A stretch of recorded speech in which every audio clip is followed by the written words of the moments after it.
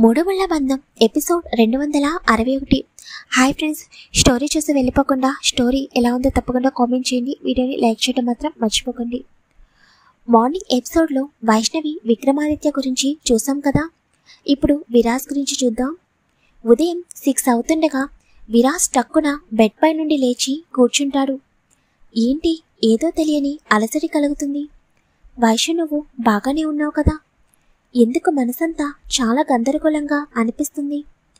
ఎందుకు నా వైషు నాకు దూరం అవుతున్నట్టు అనిపిస్తుంది అని అలాగే తన కణతల దగ్గర చేతితో రబ్ చేసుకుంటూ ఆలోచిస్తూ ఉంటాడు. ఎక్కడున్నా వైషు?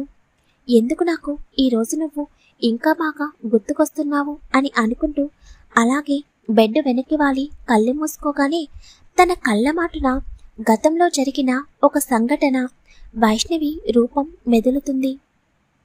వైష్ణవి స్టెప్స్ దిగుతూ కిందికి వస్తుండగా విరాజ్ వైష్ణవి వైపు చూసి ఒక్కసారిగా సోఫాలో నుండి లేచి నుంచుని అలాగే బొమ్మలాగా ఉండిపోతాడు.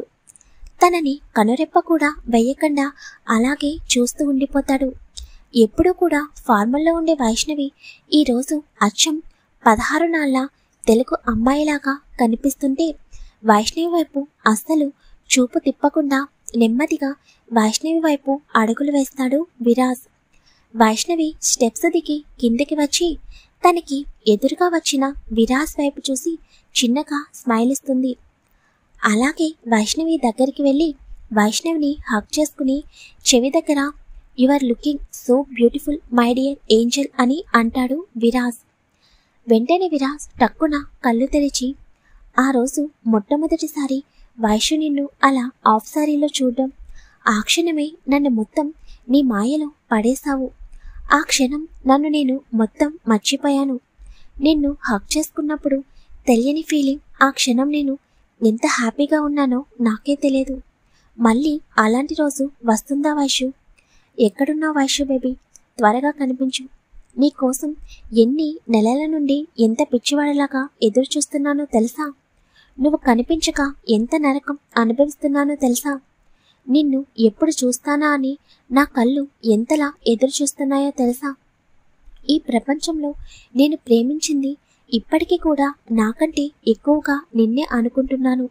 ఒక్కసారి నా కళ్ళకు కనిపిస్తే ఈ ప్రపంచంతో సంబంధం లేకుండా నిన్ను నాతో పాటు ఈ ప్రపంచానికి దూరంగా తీసుకుని వెళ్ళిపోతాను. అక్కడ నువ్వు నేను మాత్రమే ఉంటాము. నా ప్రేమతో మొత్తం నిన్ను మార్చేస్తాను వైషు. ఇప్పటికీ కూడా నీకు నాపై తప్పకుండా కోపం ఉంటుంది. ఆ కోపం భయాన్ని మొత్తం పోగొట్టేటట్టు చేస్తాను. నిన్ను నా దాన్ని చేసుకుంటాను అని విరాజ్ వైష్ణవి గురించి అనుకుంటూ లేచి ఫ్రెష్ అవుతాడు. వసుధార ఉదయం అవుతుండగా నిద్రలేచి అలాగే తన మోకాళ్లపై తలని ఆనించి ఈ టైగర్ ఏం చేస్తున్నాడు?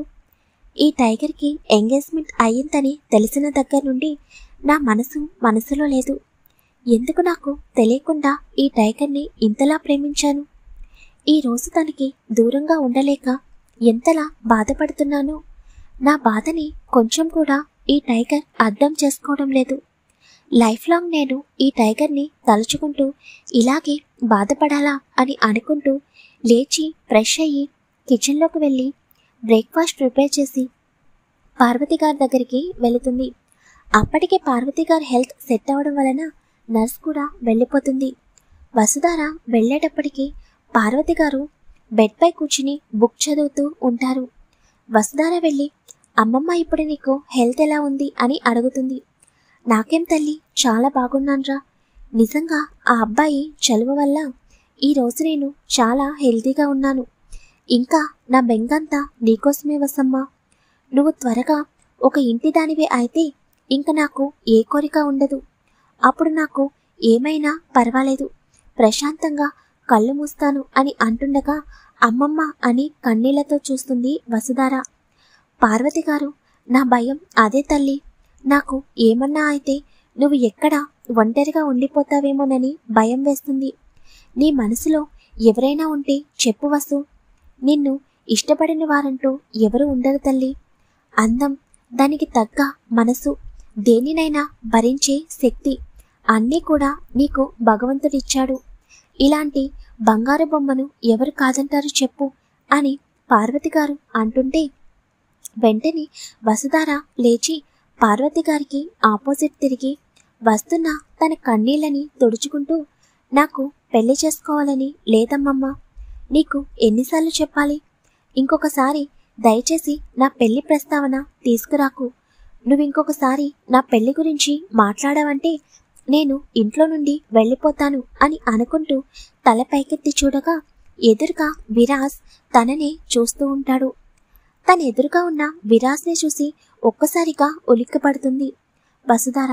వెంటనే తన కన్నీళ్ళని తుడుచుకుని విరాజ్ని దాటుకుని అక్కడి నుండి బయటికి వెళ్ళిపోతుంది. విరాజ్ వెళ్తున్న వసుధార వైపు చూస్తూ, ఎందుకు ఈ అమ్మాయి ఇంతలా నా గురించి ఆలోచిస్తుంది? లేదు, ఈ అమ్మాయి జీవితం ఒంటరిగా ఉండటానికి వీలు లేదు. నేనే ఏదో ఒకటి చెయ్యాలి అని అనుకుంటూ పార్వతి గారి దగ్గరికి వెళ్ళి మాట్లాడతాడు. నువ్వన్నా చెప్పు బాబు, అది పెళ్లి చేసుకుంటే అంతకన్నా సంతోషం నాకు ఏమీ లేదు అని అంటుంటే, తప్పకుండా అమ్మమ్మ, నేను వసుధారిని పెళ్లి కొప్పిస్తాను కదా, నువ్వు బాధపడకు అని అనగానే, ఈ మాట చాలు బాబు, నువ్వున్నావనే ధైర్యంతో నేను ప్రశాంతంగా ఉంటాను అని అంటారు పార్వతి గారు. విరాజ్ పార్వతి గారి నుండి హాల్లోకి వస్తాడు. విరాజ్ రాగానే వసుధార ప్లేట్లో టిఫిన్ పెడుతూ, బ్రేక్ఫాస్ట్ తినేసి వెళ్ళండి సార్ అని చెబుతుంది.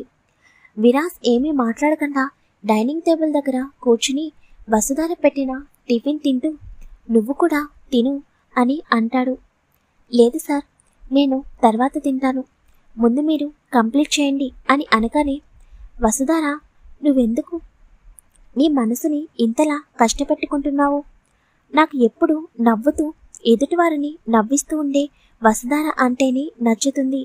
ఇలా నీ ఫేస్ని సాడ్గా ఉంటే నాకు అస్సలు నచ్చడం లేదు అని అంటూ టిఫిన్ కంప్లీట్ చేసి అక్కడి నుండి వెళ్ళిపోతాడు. వెళ్తున్న విరాజ్ వైపు ఆశ్చర్యంగా చూస్తూ ఉండిపోతుంది వసుధార. ఇప్పుడు ఈ టైగర్ ఏమన్నాడు? నేను నవ్వుతూ నవ్విస్తూ ఉంటే తనకి నచ్చుతానా? అంటే తనకి నేనంటే ఇష్టమేనా అని అనుకోగానే అప్పటి వరకు పడిన బాధ మొత్తం ఎగిరిపోతుంది. అంటే ఎట్లీస్ట్ నన్ను ఓ మనిషిగానైనా చూస్తున్నాడు కదా. ఇన్ని రోజులలో ఎప్పుడూ కూడా ఈ టైగర్ నాతో ఇలా మాట్లాడలేదు. పోనీలే, ఈ టైగర్ నుండి ఒక పాజిటివ్ రెస్పాన్స్ అయితే వచ్చింది కదా అని అనుకుంటూ తన ప్లేట్లో టిఫిన్ పెట్టుకుని తింటుంది. విరాజ్ బయటికి వెళ్ళి డోర్ దగ్గర నుండి వసుధార వైపు చూసి ఒక సైడ్ స్మైల్ ఇచ్చుకుంటూ, నేను ఇలా మాట్లాడితేనే తప్ప నువ్వు టిఫిన్ చేయవస్తారా, అందుకే అలా మాట్లాడాను, కానీ నువ్వు ఇలా ఉండడం ఎందుకో నాకు నచ్చడం లేదు అని అనుకుంటూ అక్కడి నుండి ఆఫీస్కి వెళ్ళిపోతాడు. హాయ్ ఫ్రెండ్స్, స్టోరీ ఎలా ఉందో కామెంట్ చేయండి. వీడియో నచ్చితే తప్పకుండా లైక్ చేయండి, షేర్ చేయండి, ఛానల్ని సబ్స్క్రైబ్ చేసుకోండి. Thank you very much.